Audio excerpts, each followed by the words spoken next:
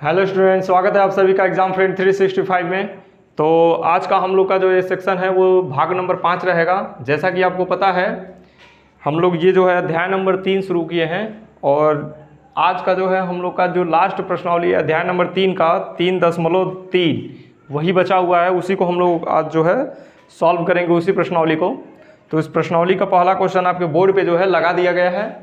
तो इसके पहले जो है हम लोगों ने यानी कि समीकरण युग्म के यानी कि जो द्विघात दो चर के जो समीकरण हैं उन दो चर के समीकरण के जो युग्म है उसका हल जो है हम लोग ग्राफ विधि से पढ़ चुके हैं, प्रतिस्थापन विधि से पढ़ चुके हैं। एक दो जो है हम विलोपन विधि भी बता दिए एक दो क्वेश्चन को। तो इस तरह से आज जो हम लोग प्रश्नावली पढ़ेंगे इसमें पूरी की पूरी यानी कि जो विधि रहेगी हमारी वो क्या रहेगी, विलोपन विधि ही रहेगी। हालांकि इसमें प्रतिस्थापन विधि भी है बट हम प्रतिस्थापन विधि जो है कई दिनों से प्रतिस्थापन विधि से ही सारे सवाल बताए हैं, इसलिए आज जो हम लोग केवल विलोपन विधि लगाएंगे।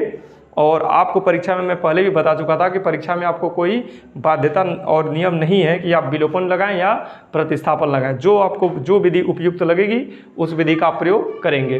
तो यहाँ पर हम लोग देखेंगे पहला सवाल है इस प्रश्नावली 3.3 का। प्रश्नावली का जो यानी कि 3.3 प्रश्नावली हम लोग पढ़ेंगे, ये बात आप ध्यान में बैठा लें। और जो बच्चे कंटिन्यू यानी कि रेगुलर यानी कि वीडियो देखते हैं उनको तो पता है कौन सा क्लास चल रहा है। पुराने बच्चों यानी कि नए बच्चों के लिए तो हम बताना पड़ेगा हमें, और उन्हें जो नए बच्चे हैं इस वीडियो को देखना चाहते हैं तो इसके पहले यानी कि जो पहले वाली वीडियो इस चैप्टर से रिलेटेड उस वीडियो को देखें तो ये आपको आसानी से और समझ में आएगा। तो हम लोग स्टार्ट करेंगे। तो पहला क्वेश्चन जैसा कि आप पढ़ सकते हैं बोर्ड पे दिया हुआ है, कह रहा है कि निम्न समीकरणों के युग्म को विलोपन विधि तथा प्रतिस्थापन विधि से हल कीजिए। कौन सी विधि अधिक उपयुक्त है? आपको यह भी बताना है कौन सी विधि उपयुक्त है। तो हम सिर्फ इसमें विलोपन विधि ही लगाएंगे क्योंकि प्रतिस्थापन विधि आपको पढ़ा चुके हैं, टाइम ज़्यादा बर्बाद करने की जरूरत नहीं है। प्रतिस्थापन विधि से आप इसको प्रयास करिएगा, हम आपको जो है यहाँ पे विलोपन विधि से बस समीकरण को हल करना सिखाएंगे और इसको हल कर देंगे। तो आप ऐसा समझ लें कि हमें जो है विलोपन विधि उपयुक्त लग रहा है, इस वजह से हम इसी विलोपन विधि से ही हम हल करना चाहेंगे। तो पहला प्रश्न हम लोग देखते हैं।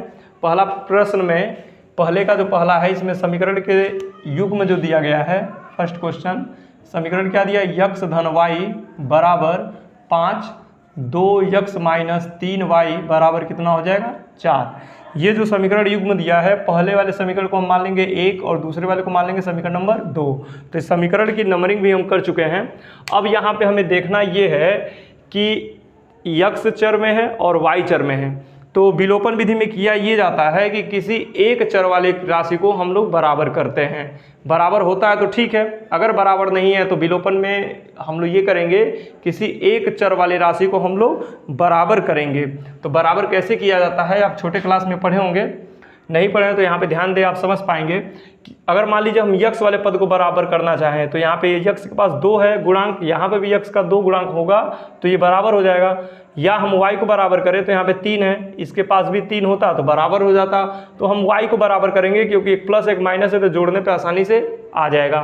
तो हम यहाँ पे समीकरण नंबर 1 में अगर 3 से गुणा कर दें, समीकरण नंबर 1 आप देख रहे हो, इसमें अगर हम 3 से गुणा कर दें तो 3 y में 3 से गुणा हो जाएगा तो 3y यह भी हो जाएगा और यह भी हो जाएगा। तो एक हमारा y वाला चर क्या हो जाएगा, बराबर हो जाएगा। जब y वाला चर बराबर हो जाएगा, जो चर बराबर होता है वही क्या होता है, विलुप्त हो जाता है। आप देखेंगे कैसे विलुप्त होगा।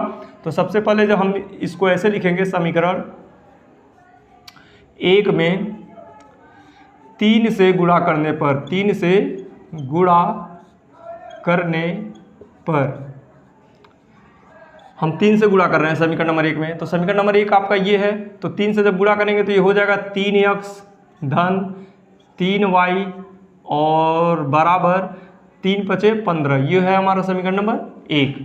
अब आप देख पा रहे हैं यही समीकरण नंबर हमारा क्या है, 1 ही है, बस इसमें हमने क्या किया, दोनों पक्षों में 3 से गुणा कर दिया है।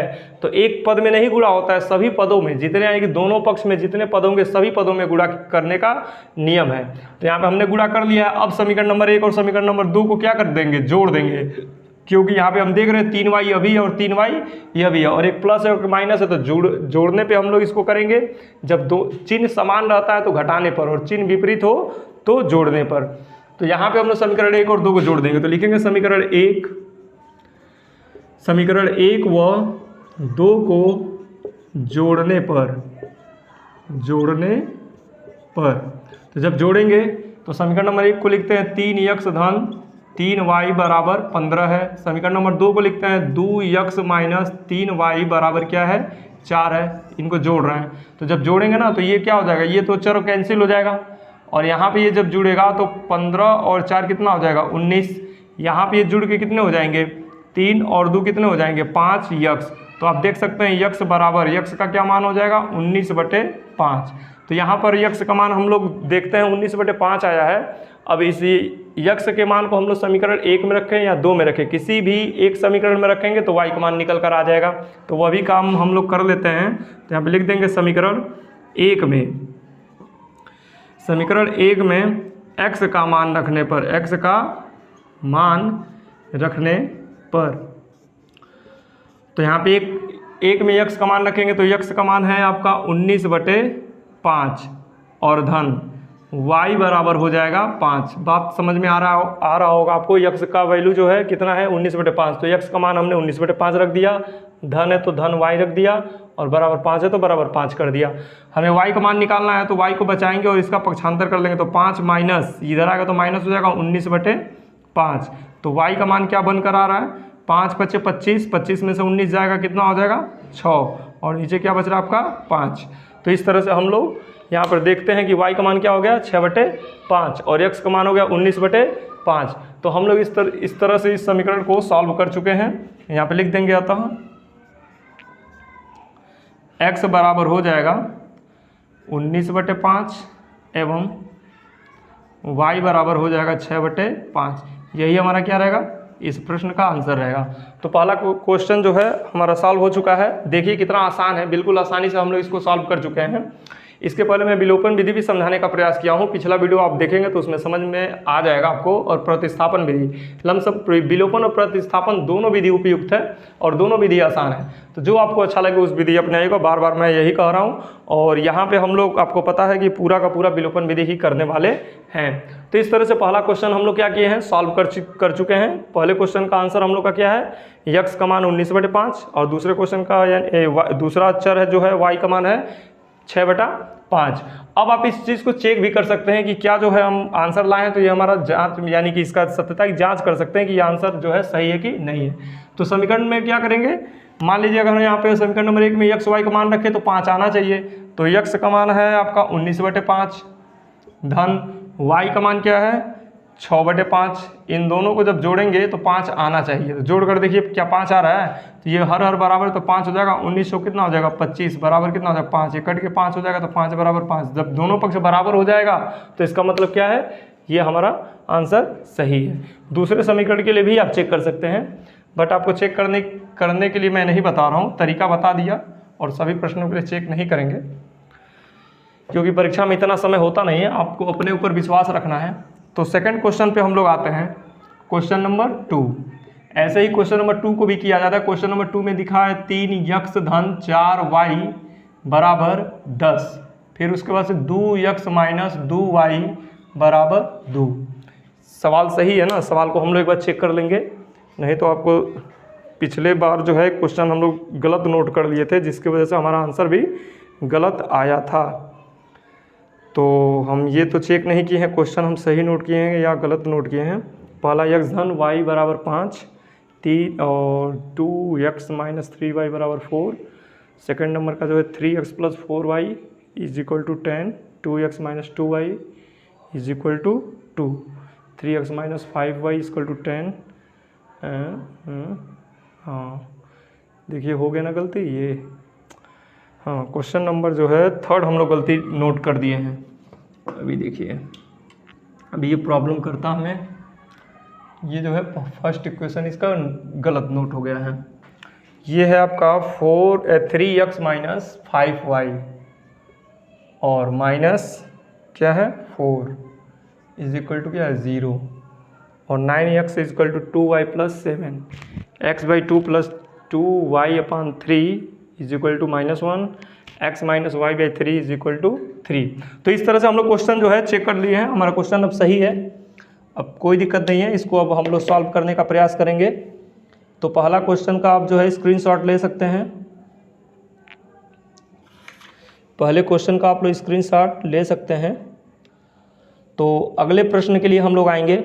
अगला प्रश्न जैसा कि हम नोट कर चुके हैं, यहाँ पे देखिए 3x + 4y = 10 और 2x - 2y = 2। तो यहाँ पे हम लोग क्या करेंगे, इसका नामक यानी कि इसका नंबरिंग करेंगे। ये इसके मान लेंगे समीकरण नंबर 1 और इसे मान लेंगे समीकरण नंबर 2।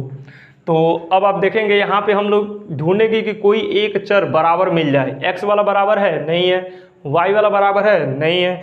तो नहीं है तो हमें बराबर करना पड़ेगा। तो बराबर करने के लिए क्या करेंगे, x को अगर आप बराबर करना चाहते हैं तो 3 में 2 से गुणा कीजिए तो 6 हो जाएगा, और 3 का गुणा 2 में कर दीजिए तो यह भी 6 हो जाएगा। तो इस तरह से समीकरण 1 में हम 2 से और 1 में 2 से और 2 में 3 से गुणा कर दें तो x वाला पद हमारा बराबर हो जाएगा। लेकिन अगर आप y को बराबर करना चाहते हैं तो सिर्फ समीकरण नंबर 2 में आप 2 से गुणा कर दें तो ये 4 है 1 में, और यहाँ पे भी 2 दूना 4 हो जाएगा। इस तरह से समीकरण 2 में y को बराबर करना आसान है, तो हम यही काम करेंगे जो आसान है। तो यहाँ पे लिखेंगे समीकरण 2 में 2 से गुणा करने पर 2 से गुणा करने पर, तो जब 2 से गुणा किया जाएगा तो क्या हो जाएगा समीकरण नंबर 2, 2 दूना 4x हो जाएगा माइनस 2 दूना 4y हो जाएगा बराबर, और 2 दूना 4 हो जाएगा। इस तरह से समीकरण नंबर हमारा 2 है। अब यहाँ पे आप देख सकते हैं समीकरण 1 और 2 को देखिए, 4y और यहाँ पे भी 4y, और एक प्लस और एक माइनस है, तो जोड़ने पे ये जो है विलुप्त हो जाएगा, क्योंकि विलोपन विधि है ना, हमें इन्हें विलुप्त करना है। तो यहाँ पे लिख देंगे समीकरण 1 व 2 को जोड़ने पर, समीकरण 1 व 2 को जोड़ने पर, तो जब इनको जोड़ा जाएगा समीकरण 1 और 2 को, तो समीकरण 1 क्या है आपके पास 3x - 4y = 10, और समीकरण नंबर 2 यहाँ पे जो नया समीकरण बना है उसी को लिखेंगे। तो 4x - 4y बराबर हो जाएगा 4। अब इनका क्या करेंगे, योग करेंगे। तो योग करेंगे तो आप देख सकते हैं दोनों पद बराबर, एक प्लस एक माइनस हो कैंसिल हो जाएगा, और ये हो जाएगा आपका 7x बराबर जुड़कर कितना आ जाएगा 14 हो जाएगा। तो x बराबर हो जाएगा 14/7। तो यहाँ पर x का मान आ जाता है 2, क्योंकि 7 से कट जाएगा ये 2 बार में, 7 एकम 7, 7 दूनी 14। तो इस तरह से हम लोग x का मान यहाँ पे निकाल लेते हैं। अब जब x का मान निकला है तो इस मान को हम लोग समीकरण नंबर 1 या 2 में रखेंगे तो y का मान निकल कर आ जाएगा। तो यहाँ पे हम लोग इसको रखेंगे, देखिए, तो इसके लिए कुछ भाषा का प्रयोग करना पड़ेगा। लिखेंगे समीकरण 1 में रखते हैं, समीकरण 1 में x का मान रखने पर, x का मान रखने पर, तो समीकरण नंबर 1 आपका क्या है 3, और x के जहाँ पे क्या रखना पड़ेगा 2, धन 4y के जहाँ पे 4y रहेगा और बराबर कितना हो जाएगा 10 हो जाएगा।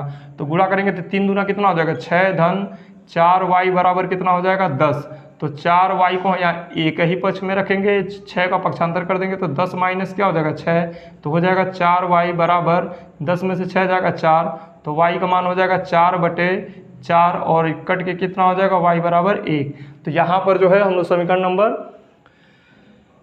2 को जो है ये पहला और दूसरा यानी कि जो समीकरण दिया, इन दोनों समीकरण को हल करके x और y का मान हम लोग ज्ञात कर चुके हैं। तो आंसर में हमारा रहेगा, अतः x बराबर हो जाएगा 2 और y बराबर हो जाएगा 1। यही हमारा क्या रहेगा, इस प्रश्न का आंसर रहेगा। तो इस तरह से क्वेश्चन नंबर 2 भी हम लोग कंप्लीट कर चुके हैं। उम्मीद करते हैं आपको क्वेश्चन नंबर 2 भी समझ में आया होगा। यहाँ पे भिन्नता है, किसको हम बराबर करें, इसमें चला के देखते हैं। अगर x को बराबर हम करना चाहें तो हमें दोनों समीकरणों में गुणा करना पड़ेगा, 1 में भी और 2 में भी। तो इससे बचने के लिए हमने क्या किया है, समीकरण नंबर 2 में केवल हम 2 से गुणा कर दें तो हम देख रहे हैं बराबर हो जा रहा है। तो इस वजह से हम लोग y वाले चर को क्या किए हैं, बराबर करने का प्रयास किए हैं। तो आप भी थोड़ा सा चालाकी रखेंगे, किसे हम यानी कि कौन सा ऐसा कार्य करें कि हमारा जो है क्वेश्चन आसान बन जाए, नहीं तो कठिन तो बन ही जाएगा। तो इसका भी स्क्रीनशॉट ले सकते हैं या पुश करके नोट डाउन कर सकते हैं। इसके बाद से हम लोग आते हैं क्वेश्चन नंबर 3 पे। क्वेश्चन नंबर 3 को देखेंगे। 3 नंबर आपका है 3x - 5y - 4 = 0। तो इसे जो है हम लोग इस रूप में लिख सकते हैं 3x - 5y, 4 को हम इधर भेज देंगे, पक्षांतर कर देंगे तो बराबर हो जाएगा धन 4। इसे मान लेंगे समीकरण नंबर 1, और इसे जो है हम लोग पक्षांतर कर लेंगे। पहले तो इसको लिखते हैं 9x बराबर 2y धन क्या दिया है 7, तो इसे हमें 2y वाले पद को इधर पक्षांतर करके लाना पड़ेगा। तो 9x - 2y बराबर हो जाएगा 7। इसे मान लेंगे समीकरण नंबर 2। तो समीकरण वही है, बस थोड़ा सा जो है इनका क्रम बदल दिया था। तो क्रम को जो है सुयोजित यानी कि उसका सुव्यवस्थित हम लोग कर चुके हैं। तो क्रम का सुव्यवस्थित हो चुका है। अब जो है इसमें हम लोग देखेंगे किस पद को हम लोग बराबर करें। तो यहाँ पे देख सकते हैं यक्स की जगह पे यहाँ पे 3 है, यहाँ पे क्या है 9 है। तो अगर यक्स में 3 से गुणा कर दें तो 3 तरीके 9 हो जाएगा, तो यानी कि बराबर हो जाएगा। तो यानी कि समीकरण नंबर 1 में हम लोग 3 से अगर गुणा कर दें तो ये हमें x वाला पद जो है बराबर मिल सकता है। y वाले पद को अगर हम लोग बराबर करना चाहें तो 2 का गुणा 1 में करना पड़ेगा और 2 में 5 से गुणा कराएंगे तो 5 दूना 10, 2 बचे 10, ऐसे जो है y वाला पद बराबर हो सकता है। लेकिन y वाले पद को बराबर करने के लिए हमें समीकरण नंबर 1 और समीकरण नंबर 2 दोनों में गुणा करना पड़ेगा। तो ये जो है दोनों में गुणा करने से बचने के लिए हम लोग सिर्फ एक समीकरण में गुणा करें और हमारा जो है एक चर बराबर हो जाए, ऐसा जो है x वाले को बराबर करने से होगा। तो हम लोग समीकरण नंबर 1 में 3 से गुणा करके इसको आसान बना लेंगे। तो यहाँ पे लिख देंगे समीकरण 1 में 3 से गुणा करने पर तो गुणा कर लेंगे समीकरण नंबर 1 में 3 से, तो 3 तरीके कितना हो जाएगा 9x माइनस 5, नहीं सॉरी इसमें भी 3 से गुणा होगा तो 15y हो जाएगा और बराबर 3 चौके 12, ये हो जाएगा हमारा समीकरण नंबर 1। अब हम देखेंगे यहाँ पे समीकरण 1 और 2 को, तो यहाँ पे 2 जो है 9x है, 1 भी 9x है, तो इन्हें जो है चिन्ह समान है। तो इनका चिन्ह समान है, तो चिन्ह समान होने के लिए हमें क्या करना पड़ता है, घटाना पड़ता है। तो हम लिख देंगे समीकरण 1 में से, भाषा का प्रयोग करेंगे, समीकरण 1 में से समीकरण 2 को घटाने पर तो घटाया जाए तो समीकरण नंबर 1 को हम लोग लिखते हैं तो न्यू समीकरण को ही लिखा जाता है। तो 9x माइनस 15y बराबर हो जाएगा 12। दूसरे समीकरण लिखेंगे 9x माइनस 2y बराबर हो जाएगा 7। आपको पता है कि बीजगणित का नियम है, घटाते समय नीचे के चिन्ह को बदल देते हैं। तो यहाँ पे भी नीचे के चिन्ह को बदलेंगे तो यहाँ पे इसका चिन्ह क्या है धन, ये हो जाएगा माइनस, इसका माइनस है तो ये हो जाएगा प्लस, और ये प्लस है तो ये हो जाएगा ऋण।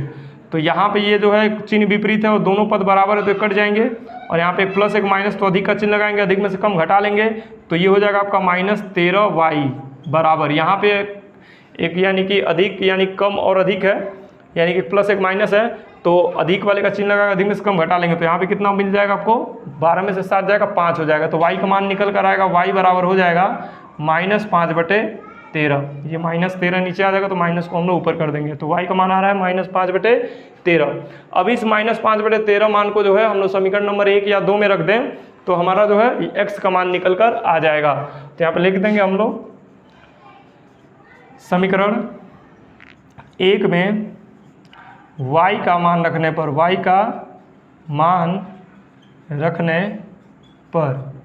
y का मान रखा जाए समीकरण नंबर 1 हमारा ये है, तो 3x माइनस 5 और कोष्टक में क्या रहेगा आपका -5/13 और बराबर हो जाएगा आपका 4। तो यहाँ पे देख रहे हैं 3x जैसे वैसे रहने देंगे, इनका गुणा कराएंगे तो माइनस माइनस का गुणा प्लस हो जाएगा और 5 बचे 25 बटे हो जाएगा 13 बराबर हो जाएगा 4। तो अंक वाले को इधर पक्षांतर करेंगे तो यहाँ पे बच जाएगा आपका 3x बराबर 4 माइनस 25 बटे हो जाएगा 13। तो आप देख सकते हैं 13 चौके 52, तो 52 में से 25 जाएगा तो कितना हो जाएगा 27 हो जाएगा। तो यानी कि x बराबर 13 चौके 52 में से 25 जाएगा हो जाएगा 27/13 और ये 3 नीचे आ जाएगा तो यहाँ पे 3 को नीचे लिख लेंगे। तो 3 से कट जाएगा 1 बार में और 3 से कट जाएगा 9 बार में, तो 9/13 हो जाएगा। x का मान क्या हो गया 9/13। तो यहाँ पे हम लिख देंगे ऐसे x बराबर हो जाएगा 9/13। दिखाई दे रहा होगा आपको 9/13 हो गया। तो यहाँ पे x का मान जो है 9/13 आ गया। तो x का मान है -5/13 और x का मान है 9/13। इस तरह से यहाँ पे हम लोग आंसर लिख सकते हैं, लिख देंगे अतः x बराबर हो जाएगा 9/13 और y बराबर हो जाएगा -5/13। तो ये हम लोग का इस प्रश्न का ये आंसर है। तो उम्मीद किया जा सकता है कि ये भी आपको समझ में आ गया होगा नंबर 3 और नंबर 4 की बात करें तो नंबर 4 के लिए जो है काफ़ी बच्चों को डर लगता होगा कि इसमें तो भिन्न दे दिया है, फ्रैक्शन दे दिया है, तो भिन्न और फ्रैक्शन से घबराने की जरूरत नहीं है, ये आसान है। सबसे पहला काम ये, अगर भिन्न वाला अगर कोई समीकरण दे तो भिन्न को क्या कीजिए विलुप्त कीजिए, यानी कि भिन्न को हटा दीजिए। कैसे हटाएंगे आप देखिए, यहाँ पे बता रहे हैं हम x/2 धन 2y/3 बराबर -1 है। तो यहाँ पर हम लोग क्या करेंगे, यहाँ पे 2 और 3, इसका मैं पहले प्रतिस्थापन विधि से जब हल किया था तो उसमें भी मैंने बताया था कि कैसे भिन्न को हटाया जाता है, भिन्न वाले यानी कि पद जो होते हैं तो उनको कैसे जो है भिन्न को समाप्त किया जाता है। तो सबसे पहले क्या करते हैं, फिर से हम बताने का प्रयास कर रहे हैं। 2 और 3 है यानी कि हर, जितने हर हैं दोनों पक्षों में सभी हरों का क्या करते हैं, लौसा लेते हैं और लौसा से उस समीकरण में क्या करा देंगे, गुणा करा देंगे। तो यहाँ पे हर क्या है, 2 है और 3 है, इधर तो हर 1 है, तो 2 और 3 का जो लौसा होगा 6 होगा। तो 6 से क्या करेंगे, समीकरण इसमें गुणा कराएंगे, तो 6 से जब गुणा कराएंगे तो 6 को काट देगा 2 3 बार में, तो बचेगा आपका 3x धन इस 3 जो है ना 6 को काटेगा 2 बार में, तो 2 दूना 4y बराबर 6 से गुणा करेंगे तो हो जाएगा -6। ये हो जाएगा समीकरण नंबर 1। इससे जो हम लोग समीकरण नंबर 1 बना चुके हैं। तो आगे हम लोग देखेंगे दूसरा प्रश्न हम लोग देखेंगे, दूसरा प्रश्न कर रहे हैं सॉरी, दूसरा समीकरण देखेंगे। दूसरा समीकरण x माइनस क्या दिया है, y/3 बराबर क्या दिया है 3। तो यहाँ पर हम लोग ये देखेंगे इस 3 को, यानी कि हर में क्या, इसके हर में 1 है, इसके हर में 1 है और इसके हर में 3 है, तो 3 से ही गुणा करना पड़ेगा क्योंकि 3 का लौसा 3 होगा। तो 3 से ही इस कोष्टक में क्या करा देंगे, गुणा करा देंगे। तो 3 से जब गुणा कराएंगे तो हो जाएगा 3x माइनस इसमें 3 से गुणा करेंगे तो y क्या हो जाएगा, 3 से 3 कट जाएगा, केवल y बचेगा बराबर 3 से गुणा करेंगे तो हो जाएगा 9। इसे मान लेंगे हम लोग समीकरण नंबर 2। अब समीकरण 1 और 2 को देखिए। तो समीकरण 1 और 2 को यानी कि यहाँ पे देख रहे हैं x क्या है, बराबर है, एक एक पद हमें बराबर मिल गया, यानी कि बराबर करने की जरूरत नहीं है। अब देखिए लग रहा था कि कितना कठिन सवाल होगा, कितना आसान छोटा बन गया, क्योंकि हमें बराबर करने की भी जरूरत नहीं है। तो यहाँ पे हम लोग क्या करेंगे, समीकरण 1 और समीकरण 1 में से 2 को घटा लेंगे, क्योंकि चिन्ह इनका समान है तो घटाना पड़ेगा। तो यहाँ पे लिख लेंगे हम लोग समीकरण 1 में से समीकरण 2 को घटाने पर तो घटाएंगे तो पहले समीकरण नंबर 1 को लिखेंगे 3x धन 4y बराबर -6। फिर उसके बाद समीकरण नंबर 2 को लिखेंगे 3x माइनस y बराबर 9। और घटाते समय आपको पता है नीचे का चिन्ह बदल जाएगा, तो ये प्लस है तो माइनस, माइनस है तो प्लस, प्लस है तो माइनस, ये आपका कैंसिल हो जाएगा। और यहाँ पे दोनों प्लस प्लस हो गया तो हो जाएगा 5y बराबर, यहाँ पे दोनों माइनस माइनस है तो माइनस का चिन्ह लगाकर दोनों को क्या करेंगे, जोड़ लेंगे। तो y बराबर हो जाएगा -15/5, तो 5 से 15 कटेगा तो -3 आ जाएगा। यहाँ पे y का मान हमें मिल गया -3। अब इस y के मान को हम लोग समीकरण नंबर 1 में रख दें या किसी 2 में रख दें तो जो है हमारा x का मान निकल कर आ जाएगा। तो यहाँ पे लिख देंगे समीकरण 1 में y का मान रखने पर, y का मान रखने पर, तो y का मान जब रखा जाएगा ना तो y का मान क्या हो जाएगा, समीकरण नंबर 1 आपका ये है 3x जैसे वैसे रहेगा धन 4 और y के जहाँ पे -3 रखेंगे बराबर हो जाएगा आपका -6। यही तो समीकरण नंबर 1 है हमारा। तो यहाँ पे 3x जैसे वैसे रहने दीजिए, प्लस माइनस का गुणा -4 तियाँ हो जाएगा 12 बराबर -6। तो यहाँ पे 3x बराबर -6 है, इस -12 को इधर लाएंगे तो पक्षांतर करके तो ये हो जाएगा धन 12। तो x बराबर हो जाएगा यहाँ पे 6/3। तो x का मान क्या निकल कर आता है, 2। तो इस तरह से देख सकते हैं y का मान -3 और x का मान क्या है, 2। तो यहाँ पे हम लिख देंगे अतः x बराबर हो गया आपका 2 और y बराबर हो गया -3। तो ये हमारा क्वेश्चन नंबर 4 का आंसर है। तो इसे जो है आप स्क्रीनशॉट ले सकते हैं या आप चाहें तो इसको कॉपी में नोट कर सकते हैं, पॉज करके नोट कर लीजिए। स्क्रीनशॉट लेना ही बेटर रहेगा, पॉज करके नोट करने में आपको काफ़ी समय लगेगा।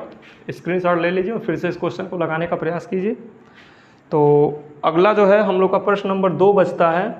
तो प्रश्न नंबर 2 के लिए जब हम लोग आएंगे तो हमें जो है इबारती प्रश्न मिलेंगे। इबारती प्रश्न जैसे कि पिछले प्रश्नावली में जो इबारती प्रश्न थे वर्ड्स प्रॉब्लम, उसी तरह से मिलेंगे। तो यहाँ पे जो है कितने क्वेश्चन हैं, क्वेश्चन नंबर 1 2 3 4 5 क्वेश्चन है। तो 5 क्वेश्चन को भी हम लोग सॉल्व करने का प्रयास करेंगे इसी वीडियो में। अगले प्रश्न को हम लोग देखेंगे प्रश्न नंबर 2, और ये जो है हम लोगों का लास्ट क्वेश्चन रहेगा इस प्रश्नावली का। तो इसे बोर्ड पे लिख दिया गया है, आप देख पा रहे होंगे।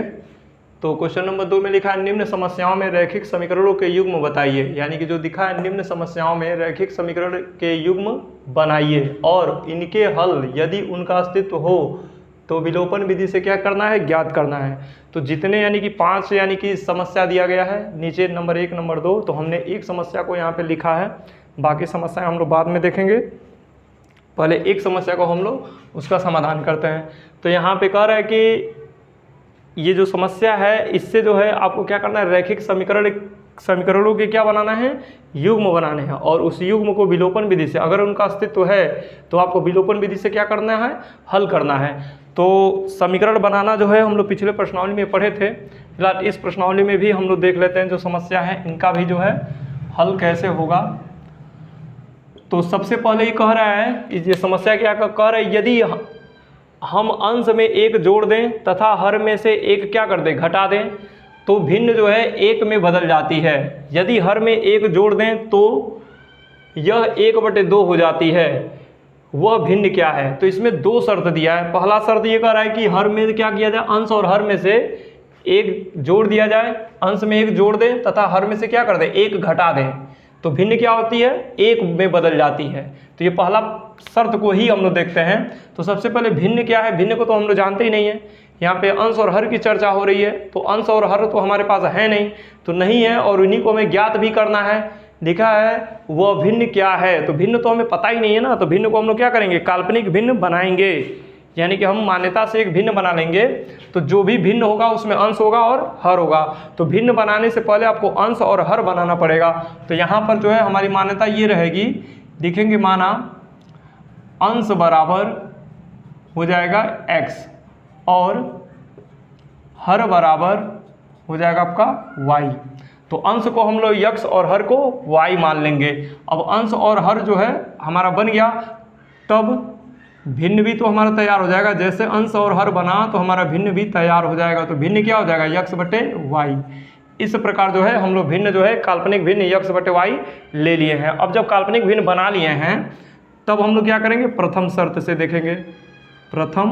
प्रथम शर्त से, तो प्रथम शर्त हमारा ये कह रहा है, यदि हम अंश में 1 जोड़ दें तथा हर में से 1 घटा दें। तो ऐसा हम लोग चलिए करते हैं। हमारे पास अंश है x और हर है y, तो अंश में क्या करें, 1 जोड़ दें और हर में से क्या करें, 1 घटा दें। जैसे प्रश्न में कहा था वैसे मैंने किया, अंश में 1 जोड़ दिया और हर में से 1 घटा दिया। तो ऐसा करने से तो भिन्न 1 में बदल जाती है, यानी कि ये जो भिन्न है किस में बदल जाएगी, 1 में बदल जाएगी। तो यानी कि पहला शर्त हमारा ये है। अब यहाँ से हम लोग इसका तिर्यक गुणा करेंगे, तो तिर्यक गुणा करेंगे तो हो जाएगा x/1 बराबर y - 1। चीज़ें आप समझ पा रहे होंगे। तो हम लोग अक्षर को एक तरफ, अंक को एक तरफ कर लेंगे। तो यहाँ पर x और y को जब इधर लाएंगे तो -y बराबर, यहाँ पे -1 है, ये इधर आएगा तो -1 हो जाएगा। तो x - y बराबर हो जाएगा -2। इसे हम लोग मान लेंगे समीकरण, रैखिक समीकरण जो हमें प्राप्त हुआ है ये हो जाएगा हमारा फर्स्ट समीकरण हो जाएगा। ये जो है हमारा पहला समीकरण रहेगा। एक रैखिक समीकरण हमने पहला जो है प्राप्त कर लिया है। अब दूसरे शर्त से भी हम लोग इसको प्राप्त कर सकते हैं। लिखेंगे दूसरे शर्त से।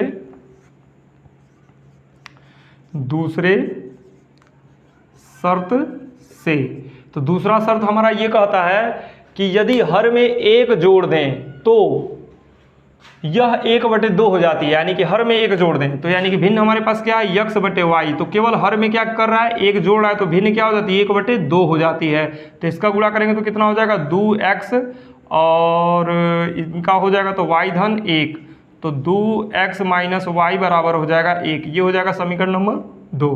तो आप देख पा रहे हैं समीकरण 1 और 2 हम लोग प्राप्त कर चुके हैं, यानी कि रैखिक समीकरण युग्म हमें मिल चुके हैं। अब इन रैखिक समीकरण युग्मों को हमें जो है विलोपन विधि से हल करना है। तो यहाँ पे जो है ना समीकरण 1 में से 2 को घटा देंगे, क्योंकि y वाला तो बराबर हमें दिख गया। आपको यही नहीं करना, एक चर बराबर होना चाहिए। तो यहाँ पे y बराबर दिख रहा है, तो समीकरण 1 में से 2 को घटा देंगे, क्योंकि चिन्ह क्या है, इसका समान है। तो जब चिन्ह समान होता है तो क्या करते हैं, घटाने पर करते हैं। तो यहाँ पे लिख देंगे समीकरण 1 में से समीकरण 2 को घटाने पर। तो जब घटाया जाएगा तो कैसे घटेंगे, देखिए सबसे पहले समीकरण नंबर 1 लिखेंगे, x - y बराबर हो जाएगा -2। दूसरे को लिखिए 2x - y बराबर हो जाएगा आपका 1।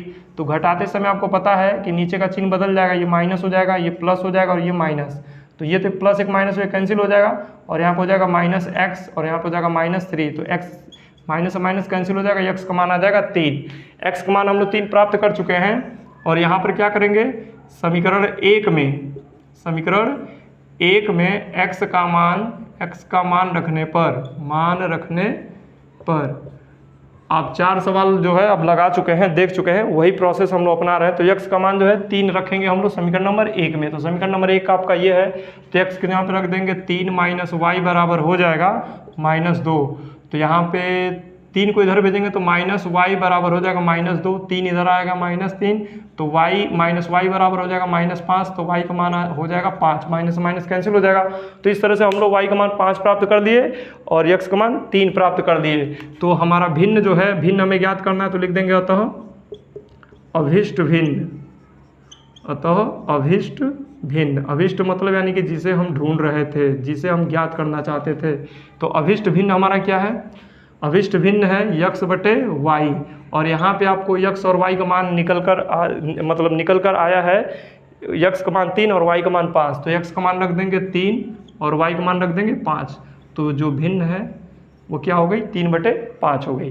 तो पहला प्रॉब्लम हम लोग सॉल्व कर चुके हैं, यानी कि जो पहली समस्या है उसको हम लोग सॉल्व कर लिए हैं। आप इसका स्क्रीनशॉट ले सकते हैं और इसको आप समझ सकते हैं। बस इसमें जो है समस्या को अच्छे से पढ़ना और पढ़कर इसके शर्त को समझना, और शर्त समझने के बाद शर्त के अनुसार रैखिक समीकरण युग्म बनाना। तो पहला समीकरण और दूसरा समीकरण जैसे ही बनाएंगे तो विलोपन विधि से हल करना तो आप सीख चुके हैं, तो इसे आप जो इसे हल कर सकते हैं। ये जो है आपका लॉन्ग क्वेश्चन में आएगा, ये नहीं कि क्वेश्चन नंबर 4 अंक में भी आ सकता है क्वेश्चन, और 6 अंक में भी आ सकता है। इससे भी जो कठिन प्रश्न थे वो सारे के सारे प्रश्न हट गए हैं आपके प्रश्नावली से, आपके सिलेबस से। ये बात मैं पहले जो है क्लियर कर चुका हूँ, आपको बता चुका हूँ। तो यहाँ पे छोटे छोटे प्रश्न हैं, इनको तैयार करना बहुत ही आसान है और आप इसे आसानी से जो है तैयार कर सकते हैं। तो अगले प्रश्न के लिए हम लोग आएंगे, अगली समस्या हमारा रहेगा। तो जैसा कि आपको बोर्ड पे जो है 2nd नंबर और 3rd नंबर दोनों प्रॉब्लम जो है, दोनों समस्याएं लिख दी गई है। बोर्ड पे आप पढ़ सकते हैं दोनों समस्याएं क्या है। तो दूसरी समस्या जो है देखते हैं हम लोग, यहाँ पर दी गई है और तीसरी समस्या यहाँ पर दी गई है। यहाँ पे हम 2 समस्या एक ही बार नोट कर रहे हैं, क्योंकि अब जो है हम लोग समीकरण को बनाएंगे और हल आप लोगों पे मैं छोड़ दूंगा, क्योंकि आप लोग जो है इस समीकरण को हल कीजिएगा, क्योंकि हल करना आप सीख चुके हैं। तो मैं बस रैखिक समीकरण युग्मों को हम बनाकर आप पे छोड़ देंगे, आप उसको हल करेंगे विलोपन विधि से और आंसर आप खुद ही निकालेंगे। इस समस्याओं से जो समीकरण बनता है ना, बहुत ही आसान बनता है और उसे आप बिल्कुल आसानी से हल कर सकते हैं। तो जब तक आप कुछ वर्क नहीं करेंगे तब तक चीज़ें जो है आप समझ नहीं पाएंगे। तो ये हम आपको यानी कि बाध्य कर रहे हैं, जानबूझकर बाध्य कर रहे हैं, ताकि आप लोग इसी बहाने कम से कम पेन को चलाएं, ताकि आप जो है आसानी से इस चीज़ को समझ सकें। तो देखिए पहली समस्या जो है, मेन इसका काम यही होता है रैखिक समीकरण को बनाना, यानी कि जो बच्चे पढ़ते हैं ना वो समझ पा रहे होंगे, रैखिक समीकरण बनाना ही कठिन है। अगर रैखिक समीकरण बन जाए तो उसको हल करना तो आसान होता है। तो चलिए समस्या नंबर 2 को देखते हैं। कह रहे 5 वर्ष पूर्व नूरी की आयु सोनू की आयु की 3 गुनी थी। तो ये हमारा हो जाएगा प्रथम शर्त। पहला शर्त कंप्लीट होता है, कह रहा है कि 5 वर्ष पूर्व नूरी की आयु सोनू की आयु की क्या थी, 3 गुनी थी। फिर दूसरा शर्त शुरू हो रहा है 10 वर्ष पश्चात, यानी कि पश्चात का मतलब बाद में। तो 10 वर्ष पश्चात नूरी की आयु सोनू की आयु की 2 गुनी हो जाएगी। तो नूरी और सोनू की आयु कितनी है, यानी कि वर्तमान उम्र उनका जानना चाहता है कितनी है। तो हमें नहीं पता है और जिसे ज्ञात करना होता है उसी को तो हम लोग यानी कि मान्यता में लेते हैं। तो हम लोग नूरी और सोनू की आयु को मानेंगे यहाँ पे। तो इनका हल जो है, तो सबसे पहले लिख लेंगे माना नूरी की वर्तमान आयु बराबर x वर्ष। हमने क्या किया है, नूरी की आयु को हमने मान लिया है, नूरी का जो आयु है वर्तमान आयु वो कितना है, x वर्ष है। अब जो है लिखेंगे और सोनू है, कौन है, सोनू। तो सोनू की वर्तमान आयु जो हो जाएगी वो क्या हो जाएगी, y वर्ष। इन दोनों को हमने माना है, हमने मान लिया कि जो इनकी वर्तमान आयु है इस समय, यानी कि जिसे हमें ज्ञात करना है, नूरी और सोनू की वर्तमान आयु कितनी है, x और y वर्ष है। अब जो है आप प्रथम शर्त से आएंगे, प्रथम शर्त से। तो प्रथम शर्त से आप ध्यान दीजिए, प्रथम शर्त में कह रहा है 5 वर्ष पूर्व नूरी की आयु सोनू की आयु की 3 गुनी थी। तो 5 वर्ष पूर्व, 5 वर्ष पूर्व का मतलब क्या है, पहले। पूर्व का मतलब क्या होता है? पहले। इस बात को आप अच्छे से जानते हैं, समझ पा रहे होंगे कि पूर्व का मतलब होता है पहले। तो ये कह रहा है इस समय नूरी जो है x वर्ष का है, तो 5 वर्ष यानी पहले कितने साल का होगा, 5 साल पहले कितने का होगा। आप समझ पा रहे होंगे, जितने पहले पूछेगा तो घटा देते हैं, बाद का पूछेगा तो जोड़ देते हैं। जैसे हम ये कहें कि मान लीजिए कोई लड़का जो है इस समय, कोई व्यक्ति है वो 20 साल का है, 20 साल का है, तो 5 वर्ष पहले कितने साल का होगा, तो आप कहेंगे 15 साल का। तो 5 वर्ष पहले, तो 5 आपने क्या किया, घटा दिया। तो उसी तरह से यहाँ पे नूरी जो है इस समय वर्तमान उम्र उसका क्या है, x वर्ष है, तो 5 वर्ष पूर्व उसका उम्र क्या होगा, x - 5 हो जाएगा। तो यहाँ पर हम लोग नूरी के 5 वर्ष पहले की आयु को निकालें तो x - 5 लिख सकते हैं। और सोनू का उम्र भी तो 5 साल कम होगा, 5 साल पहले उसका भी उम्र कम होगा, तो उसका हो जाएगा y - 5। तो आप समझ पा रहे होंगे इन बातों को। ये है नूरी का 5 वर्ष पहले की आयु और ये सोनू की 5 वर्ष पहले की आयु। तो 5 वर्ष पूर्व दोनों की आयु को हमने ज्ञात कर दिया। तो 5 वर्ष पूर्व नूरी की आयु सोनू की आयु की क्या है, 3 गुनी थी। तो नूरी की आयु ये और जो है वो क्या है, 3 गुनी है। किसकी आयु के, सोनू की आयु के क्या है, 3 गुनी। आप देख सकते हैं, कह रहे नूरी की आयु सोनू की आयु की 3 गुनी थी, यानी कि नूरी की आयु ना सोनू की आयु की क्या थी, 3 गुनी थी। तो ये 3 गुना है, इससे जो है ये 3 गुना है। तो हम क्या करेंगे, हमें इन्हें करना है बराबर, क्योंकि समीकरण जो होता है ना वो बैलेंस करता है दोनों पक्षों को। तो दोनों पक्षों को हमें बराबर करना है। तो जब दोनों पक्षों को बराबर करना है, ये 3 गुना है इससे, तो इसमें जब हम 3 से गुना कर दें, 3 से गुणा कर दें तो क्या हो जाएंगे, दोनों पक्ष क्या हो जाएंगे, बराबर हो जाएंगे। और हमें बराबर ही करना है। तो इस तरह से पहला समीकरण हमारा बन के यहीं से तैयार हो जाएगा। तो ये हो जाएगा x - 5 बराबर, गुणा कराएंगे 3y - 3 बचे 15, तो पक्षांतर कर लेंगे, हो जाएगा x - 3y बराबर -15 है और ये -5 आएगा तो -5 हो जाएगा। तो x - 3y बराबर कितना हो जाएगा आपका, -10। ये जो हमारा बन के आता है समीकरण नंबर 1। तो पहला रैखिक समीकरण युग्म हम लोग प्राप्त कर चुके हैं। अब दूसरा रैखिक समीकरण युग्म हम लोग प्राप्त कर लेंगे, लिखेंगे दूसरे शर्त से, दूसरे शर्त से। तो दूसरा शर्त हमारा क्या कह रहा है, दूसरा शर्त कह रहा है 10 वर्ष पश्चात, यानी कि 10 वर्ष पश्चात का मतलब 10 वर्ष बाद। तो इस समय कोई व्यक्ति अगर मान लीजिए 20 साल का है, तो 5 साल पहले, 5 साल बाद कितने साल का होगा, 25 साल। 10 साल बाद कितने साल का होगा, तो आप कहेंगे 30 साल। तो जितना बाद कहेगा उसका मतलब ये होता है कि आप जो है उतने उम्र को, जितना बाद कह रहा है उतना उम्र क्या करिए, बढ़ा दीजिए। तो इस समय यानी कि प्रेजेंट टाइम में, वर्तमान में सोनू और नूरी की आयु x और y है। तो x और y है, तो 10 साल बाद यानी कि उनका 10 उम्र क्या हो जाएगा, 10 साल उम्र बढ़ जाएगा। तो यानी कि इनका यहाँ से 10 वर्ष पश्चात इनका आयु निकाले, तो नूरी जो है x का है तो 10 साल पश्चात यानी कि x धन 10 हो जाएगा, और सोनू जो है y धन 10 हो जाएगा। बात समझ में आ रहा होगा आपका। तो कह रहा है ये 10 वर्ष पश्चात नूरी की आयु सोनू की आयु की 2 गुनी हो जाएगी।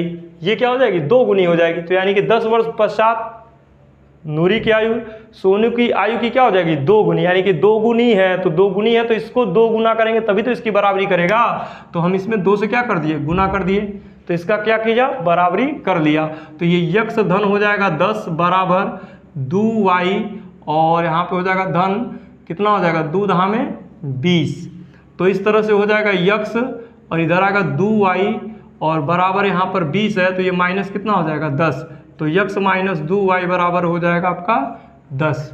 तो इस तरह से हम लोग समीकरण नंबर 2 को भी प्राप्त कर चुके हैं। तो जब 2 को प्राप्त कर चुके हैं तो आप क्या करेंगे, समीकरण 1 और 2 को विलोपन विधि लगाकर इसको हल कर लेंगे। हल करना तो आपको पता है, तो आप इसे क्या करिएगा ना, घटा दीजिएगा। जब एक को घटाएंगे दूसरे में से तो x से x खत्म हो जाएगा और ये 2 हो, समीकरण नंबर 2 रहेगा,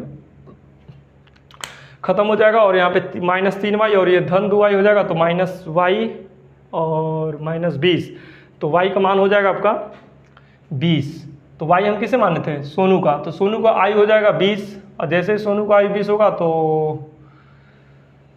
20 इसमें रख दे, 20 × 60 और यहाँ पर आ जाएगा माइनस, तो इसका हो जाएगा 50।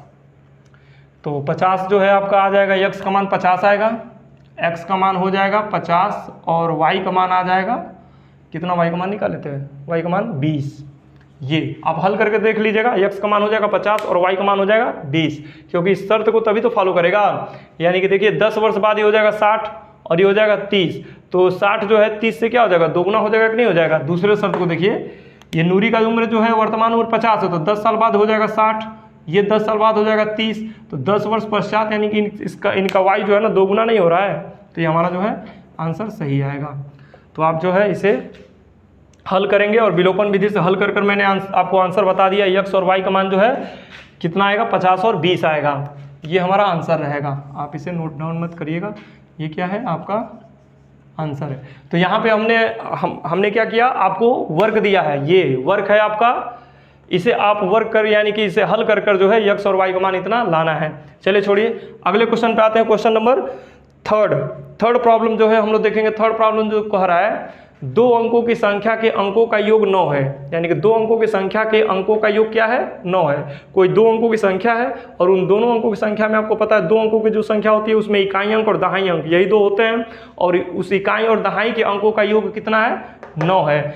इस संख्या का 9 गुना, यानी कि इस संख्या का जो इससे संख्या दो अंकों की संख्या है ना, इसका क्या कह रहा है, 9 गुना संख्या के अंकों को पलटने से बनी संख्या का 2 गुना है। तो यानी कि संख्या का 9 गुना संख्या के अंकों को पलटने से बनी संख्या का क्या है, 2 गुना है। तो इसके भी शर्त को भी हम लोग देखेंगे क्या कहना चाहता है। तो सबसे पहले इनका भी हम लोग समीकरण युग्म बनाकर आपके लिए काम जो है देंगे। तो कह रहे दो अंकों की संख्या है, तो सबसे पहले हम क्या करेंगे, दो अंक कह रहा है तो दो अंक हम मान लेंगे, यहाँ पे मान्यता रखेंगे, यहाँ पे लिखेंगे माना इकाई अंक, माना इकाई अंक बराबर x और दहाई अंक बराबर y। तो जैसे इकाई और दहाई हम मानेंगे तो संख्या भी तो हमारा बन जाएगा। तो यहाँ पे लिखेंगे अतः संख्या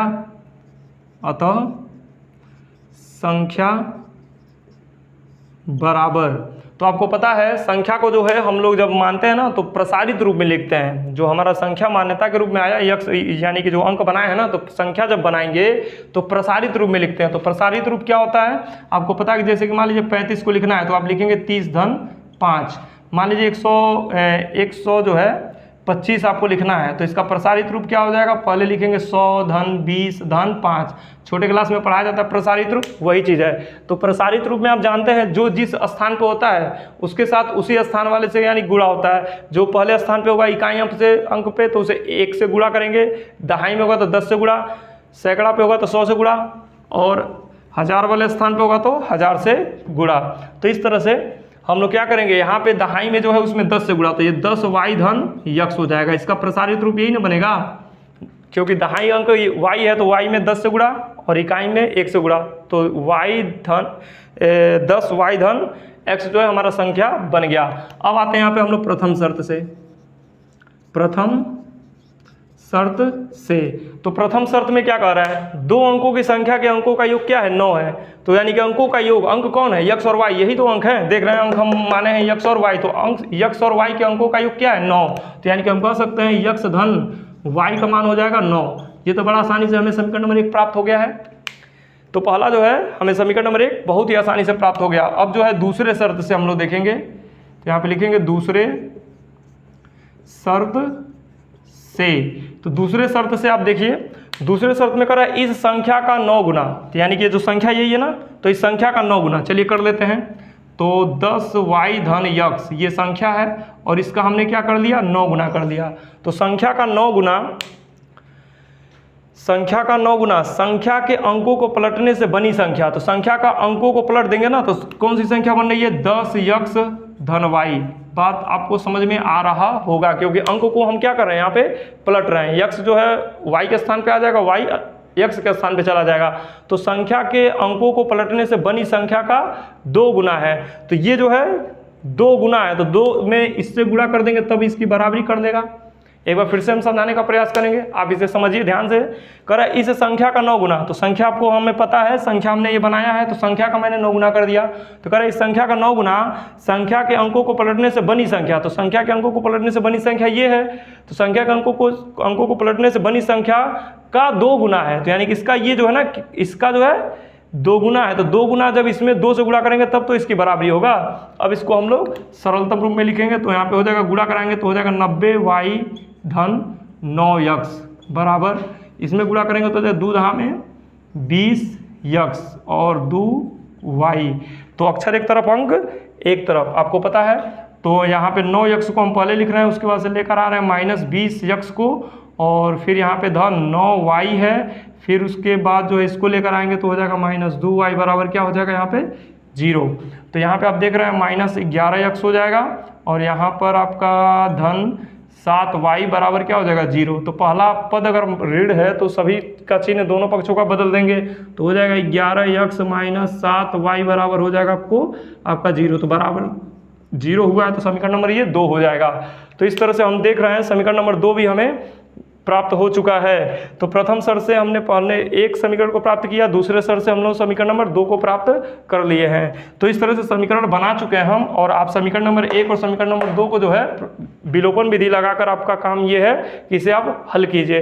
तो हल करेंगे तो आप क्या करेंगे, समीकरण 1 में आप पहले गुणा कराइएगा, और गुणा कराकर उसको हल करने का प्रयास कीजिएगा। तो इस तरह से इसका आंसर कितना आएगा, इसका आंसर तो कैलकुलेशन थोड़ा कठिन होगा, इसका आंसर हम दिखला रहे हैं कितना आएगा, कितना दिया है इसका आंसर। 3rd नंबर है ना ये, 2nd नंबर का तो 50-20 दिया था, 3rd नंबर का कितना दे रहा है, 3rd नंबर का आपका आ जाएगा, x का मान आएगा 8 और y का मान आएगा 1। x बराबर हो जाएगा 8, y बराबर हो जाएगा 1। ये जो है आपका आंसर रहेगा। तो इस तरह से जब x और y का मान जब आ जाएगा ना, तो उसको क्या करेंगे, समीकरण कह रहे हैं, संख्या में रखेंगे। तो y का मान हो जाएगा 1, हो जाएगा 10, यानी कि संख्या हो जाएगी 18। x का मान रखेंगे 10 और 8 कितना हो जाएगा 18, तो संख्या जो है 18 हो जाएगी। अब हम लोग आते हैं क्वेश्चन नंबर 4 पे। तो क्वेश्चन नंबर 4 को जो है 4 और 5, इसको आप स्क्रीनशॉट ले लीजिए या इसको नोट कर सकते हैं आप। तो इस तरह से हम लोग क्वेश्चन नंबर 4 और 5 को भी इसी तरह से समीकरण हम आपके लिए बना देते हैं, और उन सब समीकरणों को आप हल करके आंसर जो है खुद स्वयं से ज्ञात करिएगा। तो चलते हैं अब हम लोग नंबर 4 और नंबर 5 को नोट करने। तो अगली समस्या आपके बोर्ड पे लिख दी गई है, आपको दिखाई दे रहा होगा बोर्ड पे। अगली समस्या क्या कह रहा है देखते हैं। तो समस्या नंबर 4 जो है कह रहा है, मीना 2000 रुपया निकालने के लिए एक बैंक गई। उसने खजांची से 50 रुपये तथा ₹100 के नोट देने को कहा। मीना ने कुल 25 नोट प्राप्त किए। ज्ञात कीजिए उसने 50 और 100 के कितने कितने नोट प्राप्त किए। तो इसकी स्टोरी को जो है आप समझ पा रहे होंगे कि मीना नाम की कोई लड़की है, वो बैंक जाती है और 2000 रुपया बैंक से क्या करती है, निकालने का प्रयास करती है। प्रयास नहीं करती, 2000 उसको निकालना है।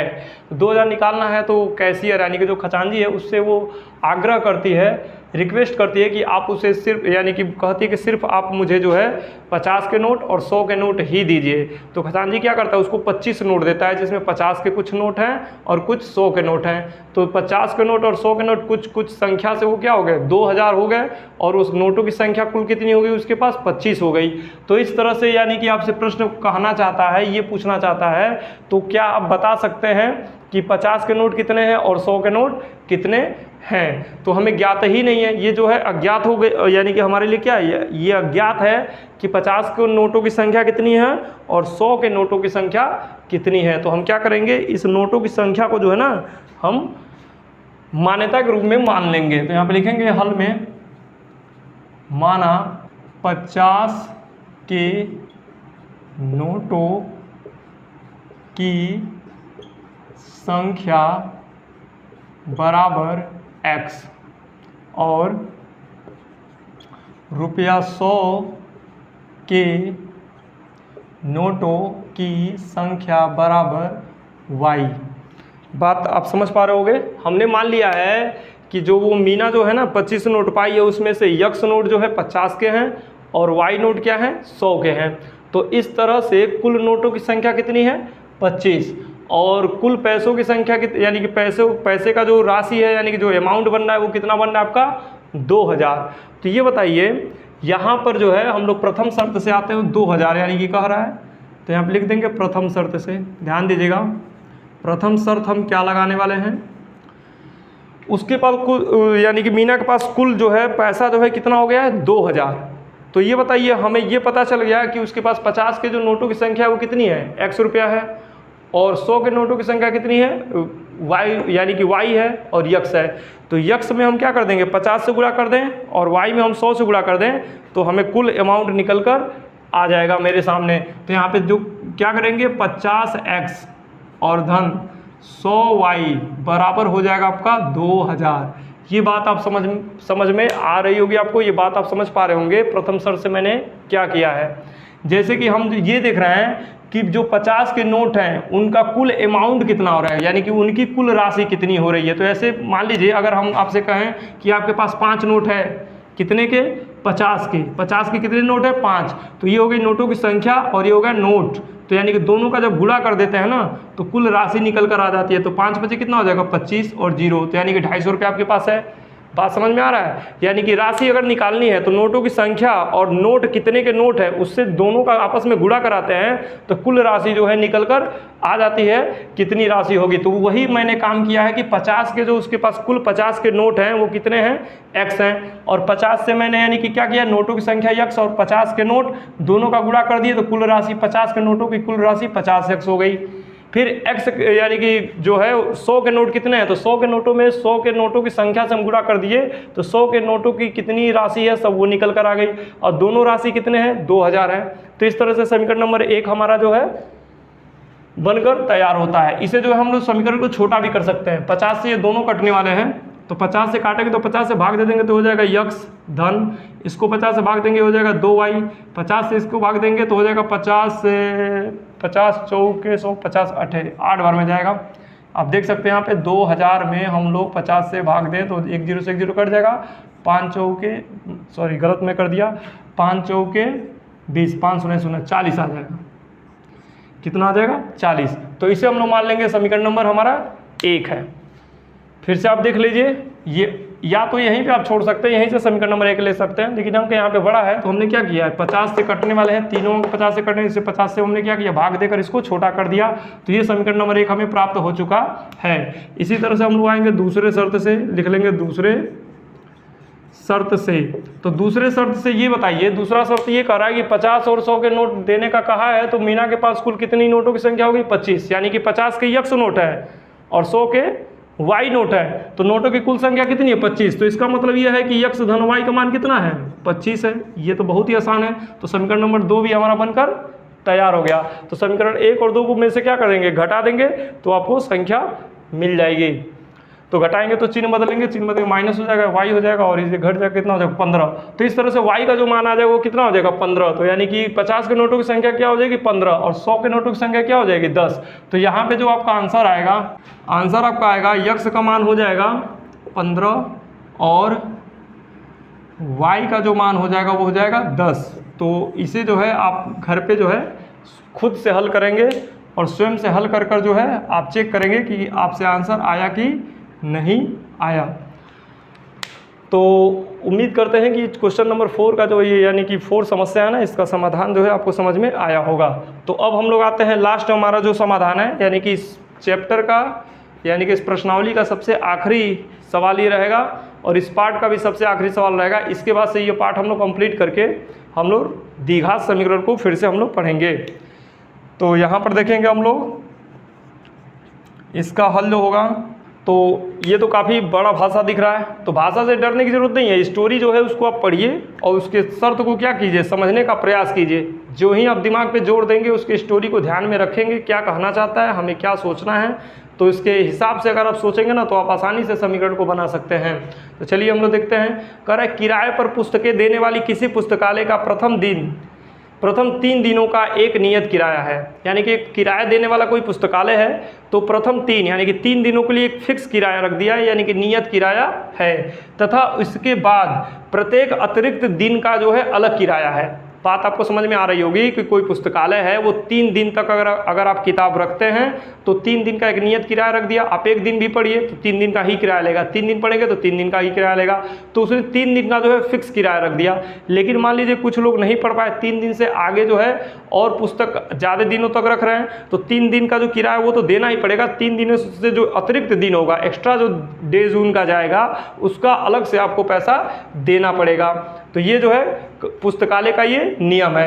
अब जो है सरिता ने क्या किया, 7 दिनों तक एक पुस्तकालय रखने के लिए 27 रुपये अदा किए। यानी कि सरिता जो पुस्तक को लाती है और 7 दिनों तक क्या करती है, रखती है, और 7 दिनों तक उसका कितना मतलब पैसा बन कर आता है, 27 रुपये। यानी कि उसने 27 रुपये जो है पुस्तकालय को क्या किया, अदा किया।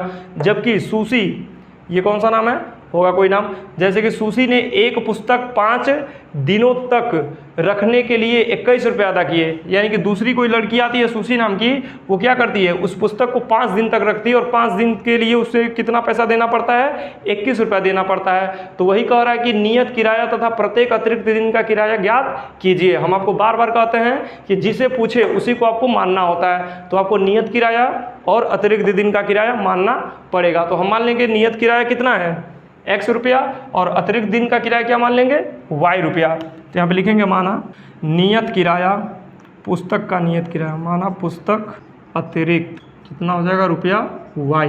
तो हमने मान लिया है कि जो नियत किराया है वो क्या है, x रुपया है, और अतिरिक्त दिन का जो किराया वो क्या है, y रुपया है। अब जो है प्रथम शर्त से हम लोग देखते हैं, ये आप इसको ध्यान में रखें, कैसे ये शर्त से जो हम कैसे समीकरण बना रहे हैं। देखिए कितना मज़ा आने वाला है। पहले क्या करती है, सरिता नाम की जो लड़की है ना, पुस्तक को कितने दिनों तक रखती है, 7 दिनों तक रखती है। तो 7 दिनों तक रखती है तो 3 दिन का किराया कितना है, नियत किराया उसका 1 रुपया। तो 3 दिन का तो उसे 1 रुपया देना पड़ेगा। उसके बाद प्लस 4 दिन का उसको और मतलब पैसा देना पड़ेगा। तो 1 दिन का कितना है, y रुपया। तो 4 दिन का कितना हो जाएगा, 4y। और कुल रुपया वो कितना सरिता देती है, 27 रुपया। देखिए कितना आसानी से हमारा जो है समीकरण बनकर तैयार हो गया। फिर से देखिए, सरिता कितने दिनों तक रखती है किताब को, 7 दिनों तक। देखिए यहाँ पे लिखा है सरिता ने 7 दिनों तक एक पुस्तक रखने के लिए 27 रुपये अदा किए हैं। तो 3 दिन का तो उसका नियत किराया 1 रुपया हो गया, 3 दिन का दे देगी। 3 दिन के बाद यानी कि 4 दिन एक्स्ट्रा हो रहा है। तो 4 दिन एक्स्ट्रा हो रहा है तो 1 दिन का एक्स्ट्रा कितना हो रहा है, y रुपया। तो 1 दिन का अतिरिक्त जो है y रुपया है, तो 4 दिन का कितना होगा, 4y हो जाएगा। तो यानी कि कुल मिलाकर इसका जो पैसा बन रहा है वो कितना बन रहा है, 27 रुपया। तो इस तरह से समीकरण नंबर 1 जो है हम लोग प्राप्त कर चुके हैं। इसी तरह से यानी कि दूसरे शर्त से जब आएंगे, दूसरा जो शर्त हमारा कह रहा है, तो लिख देंगे यहाँ पे दूसरे शर्त से। तो दूसरा शर्त क्या कह रहा है, जबकि सुशी नाम की कोई लड़की है, सुशी ने एक पुस्तक 5 दिनों तक रखने के लिए 21 रुपये अदा किए। तो 5 दिनों तक रखी है तो इसका मतलब 1 रुपया 3 दिन का तो देगी ही देगी। फिर उसके बाद 3 दिन का हो गया तो 2 दिन एक्स्ट्रा उसका हुआ ना, 5 दिन का, फिर 3 दिन तो उसका नियत किराया हो गया, 2 दिन का एक्स्ट्रा देगी। तो यानी कि 1 दिन का y रुपया, तो 2 दिन का कितना हो जाएगा, 2y हो जाएगा। तो बराबर कितना रुपया अदा की है, 21 रुपया अदा की है। तो इस तरह से समीकरण नंबर 2 भी हमें प्राप्त हो जाता है। तो रैखिक समीकरण युग्म जो है हम लोग प्राप्त कर चुके हैं। इसे जो है विलोपन विधि से आप हल करेंगे, इसका आंसर कितना आएगा, तो इसे भी जो है आप घटा देंगे, घटाने से हो जाएगा तो 2y और कितना हो जाएगा, 6, 3। तो y का मान हो जाएगा 3। जैसे ही y का मान 3 होगा तो 3 चौके 12, इसमें से 12 घट जाएगा, 3 दूना 6 घट जाएगा तो कितना हो जाएगा, 15 रुपया। हाँ, तो x का मान हो जाएगा 15, x का मान हो जाएगा 15 और y का मान हो जाएगा आपका 3। तो इस तरह से देख रहे हैं, जो यानी कि 3 दिन का नियत किराया कितना है, 15 रुपया, अतिरिक्त दिन का 1 दिन का किराया कितना है, 3 रुपया। तो यहाँ पे लिख देंगे जो हमारा आंसर आएगा, x बराबर 5 और y बराबर 3। तो इस तरह से आप इसे भी विलोपन विधि से हल करके आंसर को इतना लाएंगे, अपना आंसर मैच कराएंगे। तो ये जो है हम लोग का पार्ट कंप्लीट हो जाता है। तो हम लोग कितने भाग में जो है इस पार्ट को हम लोग कंप्लीट कर चुके हैं, 5 भाग। यानी कि ये जो वीडियो रहेगा ये 5वां भाग रहेगा। 4 भाग तो पहले जो लोग नहीं देखे उस भाग को देख लें। और इस प्रश्न से जो इस अध्याय से जो है प्रश्न निश्चित रूप से परीक्षा में आपसे पूछेगा। आप इसका जो है एनसीईआरटी में जो उदाहरण दिया है तो उस उदाहरण को भी आप हल करने का प्रयास करिएगा। फिर उसके बाद से जब ये पूरा हम लोग का कुछ महीनों में कुछ महीनों में जो है 1 से 1.5 महीनों में हम लोग पूरा सिलेबस इसका कंप्लीट करके आपको यूट्यूब के यानी कि प्लेलिस्ट में हम लोग रख देंगे। आपको जब ज़रूरत होगा तब आप जो है जिस चैप्टर की ज़रूरत होगी, जो चैप्टर आप नहीं समझ पाए होंगे उस चैप्टर को आप अच्छे से समझेंगे। और परीक्षा को ध्यान में रखते हुए हम लोग क्या करेंगे, यानी कि जो मार्केट में क्वेश्चन बैंक्स आते हैं, जितनी कंपनियां की यानी कि विद्या है, मास्टरमाइंड है, आपका राजेंद्रा है, जो भी आते हैं, तो अलग अलग प्रकार की जो यानी क्वेश्चन बैंक है, उन क्वेश्चन बैंक में जो क्वेश्चन दिया रहता है उन क्वेश्चन को हम लोग प्रत्येक दिन लाइव स्ट्रीमिंग यानी कि लाइव क्लासेस के थ्रू जो है हम लोग उसको सॉल्व करने का प्रयास करेंगे। फिर उसके बाद आपका क्वेश्चन यानी कि जो आता है बहुविकल्पी, जो 20 क्वेश्चन का वेटेज जो देता है आपके परीक्षा में, उन 20 क्वेश्चन का आधे घंटे का जो है हम लोग का क्लास प्रत्येक दिन ये चलता रहेगा। तो बहुविकल्पी वाला प्रत्येक दिन चलता रहेगा। और अभी नहीं, ये जो मैं बता रहा हूँ ये 1 महीने बाद, यानी कि जब पूरा सिलेबस मैं यानी कि एनसीईआरटी का पूरा सॉल्व करा दूंगा, तो उसके बाद जब आपकी परीक्षा नज़दीक होगी तो महज 2 से 3 महीनों में जो है हम लोग परीक्षा का जो मूल तैयारी है उसको हम लोग करेंगे। वो जो हमारे लिए बहुत इंपॉर्टेंट है, यहाँ पे आपको ये पढ़ाया जा रहा है, ये सिलेबस आपका कंप्लीट कराया जा रहा है ताकि आपको जो है आपका कॉन्सेप्ट क्लियर हो जाए। और कॉन्सेप्ट आप समझे रहेंगे, थोड़े बहुत यानी कि चैप्टर से, अध्याय से परिचित रहेंगे, तो आने वाला जो हम लोग का क्लासेस है उसको आप आसानी से जो है समझ सकते हैं। तो जो लोग हमारे वीडियो पे बने रहेंगे, यानी हमारे चैनल पे बने रहेंगे और वीडियो को निरंतर देखेंगे, उनकी तैयारी जो है बहुत ही बेहतरीन ढंग से तैयारी कराई जाएगी। और जो लोग नहीं बने हैं तो उनको बताने का प्रयास करें, क्योंकि उनकी भी तैयारी अच्छी हो जाए। आपको पता है कि यहाँ पे कोई भी कॉस्ट नहीं, फ्री एंड कॉस्ट जो है यानी कि फ्री और बिल्कुल यानी कि मुफ्त, कोई भी पेड यानी कि पेड नहीं करना है, आपको कोई भी पैसा नहीं देना है, 1 रुपया भी नहीं देना है। और आपको तो मैं तो ये कहता हूँ कि आप जो अनसॉल्व खरीदते हैं मार्केट से, क्वेश्चन बैंक खरीदते हैं, 2-3 प्रकार का क्वेश्चन बैंक खरीदते हैं, उसमें आप जो पैसा इन्वेस्ट करते हैं उसको आप अपने मोबाइल में रिचार्ज करवाने के लिए जो है रखिए।